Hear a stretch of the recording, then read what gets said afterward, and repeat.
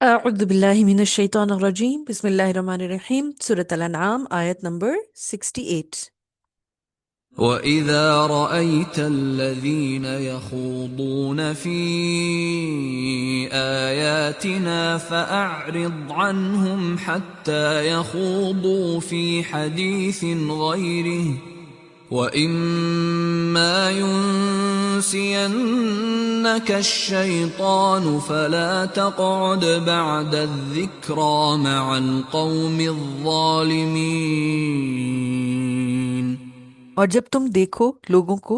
کہ وہ ہماری آیات میں مین میخ نکال رہے ہیں تو ان سے کنارہ کش ہو جاؤ، یہاں تک کہ وہ اس گفتگو کو چھوڑ کر دوسری باتوں میں لگ جائیں، اور اگر تمہیں شیطان بھلا دے تو یاد آ جانے کے بعد ایسے ظالموں کے ساتھ مت بیٹھو۔ یہاں پہ بات ہو رہی ہے ابتدائی اسلام میں، جب مشرکین مکہ صحابہ کرام کو قرآن پڑھتے دیکھتے تو مذاق اڑاتے اور باتیں بناتے۔ انہی حالات کو مد نظر رکھتے ہوئے اللہ تعالیٰ نے یہ آیت نازل فرمائی اور رسول اللہ صلی اللہ علیہ وسلم اور صحابہ کرام کو منع کیا کہ کفار جب قرآن کا مذاق اڑا رہے ہوں تو ایسی مجلسوں سے اٹھ جائیں، یہاں تک کہ وہ لوگ کوئی اور بات کرنے لگیں۔ اور جب نبی کریم صلی اللہ علیہ وسلم ہجرت کر کے مدینہ منورہ پہنچے تو وہاں بھی کفار منافقین کا ایسے ہی رویہ تھا کہ وہ لوگ قرآن کریم اور رسول صلی اللہ علیہ وسلم کا مذاق اڑاتے تھے۔ تو اللہ تعالیٰ نے ایسی مجلسوں سے اجتناب کرنے کا حکم دیا، اوائڈ کرنے کا کہا کہ یہاں پر نہ جائیں، یہاں پر نہ بیٹھیں ایسی جگہوں پر، جیسا کہ سورہ نساء کی آیت نمبر 140 میں اللہ سبحانہ و تعالیٰ نے فرمایا ہے۔ اور اللہ قرآن کریم میں تمہارے لیے اتار چکا ہے کہ جب تم سنو کہ اللہ کی آیتوں کا انکار کیا جا رہا ہے اور اس کا مذاق اڑایا جا رہا ہے تو ان کے ساتھ نہ بیٹھو، یہاں تک کہ اس کے علاوہ کوئی اور بات کرنے لگیں، ورنہ تم انہی کے جیسے ہو جاؤ گے۔ مفسرین نے لکھا ہے کہ یہ حکم عام ہے اور امت مسلمہ کے ہر فرد کا فرض ہے کہ جہاں کہیں بھی اسلام یا قرآن و سنت اور کسی بھی اللہ سبحانہ و تعالیٰ سے ریلیٹڈ بات کا یا شاعر اللہ کا مذاق اڑایا جا رہا ہو، تو کوئی بدعت کی جا رہی ہو، خرافات ہو رہے ہوں، کوئی اوٹ پٹانگ حرکتیں ہو رہی ہوں جن سے اسلام کا تعلق نہیں ہے، تو یا اس کی طرف دعوت دی جا رہی ہو، تو ایسی مجلس کا بائیکاٹ کیا جائے، ورنہ اس شخص کے اوپر بھی وہی حکم لگے گا جس کا بیان ابھی یہاں سورہ نساء میں گزر چکا ہے، یعنی کہ انکم اذا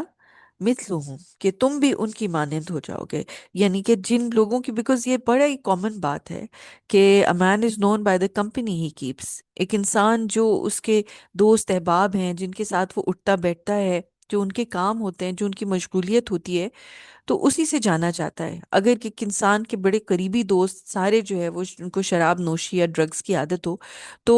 وہ بندہ بھی اسی سے مشہور ہو جائے گا۔ اگر ان کو جو ہے فحاشی اور ایسی خراب چیزوں کی عادت ہو اس کے ارد گرد لوگوں کو، تو وہ شخص بھی اسی بات سے مشہور ہوگا اور وہ اسی چیز میں لگ بھی جائے گا ایونچولی۔ یعنی کہ یہ سیلف کنٹرول جو ہے انسان کا کسی حد تک تو کام کرتا ہے، لیکن اگر انسان اپنی کمپنی نہیں بدلتا، اپنی مجلس نہیں بدلتا، تو وہ انہی لوگوں میں سے ہو جاتا ہے ایونچولی۔ اور اس کا ایک یہ بھی مطلب ہے کہ جب تک وہ وہاں بیٹھا رہتا ہے، یا مثلاً وہ اس مجلس کو انجوائے کر رہا ہے، یا وہ اپنے آپ کو اس میں ایک پارٹ رکھے ہوئے ہے، تو وہ انہی لوگوں میں شامل ہے، ایون وہ حرکت اس میں انوالو نہ بھی ہو، پھر بھی وہ انہی میں سے شامل ہوتا ہے۔ تو یہ انسان کی دلی جو انکلینیشن ہے اس کو دیکھا جاتا ہے، اس کی کمپنی کو دیکھا جاتا ہے، اس کے ساتھ کے لوگوں کو، اس کی مجلس کو دیکھا جاتا ہے۔ اس لیے بہت اہم ہے کہ ہم اس چیز سے اجتناب کریں جہاں پر اللہ کو ناراض کرنے والی بات ہو رہی ہو، نبی صلی اللہ علیہ وسلم کا مذاق اڑایا جا رہا ہو، اللہ کی آیات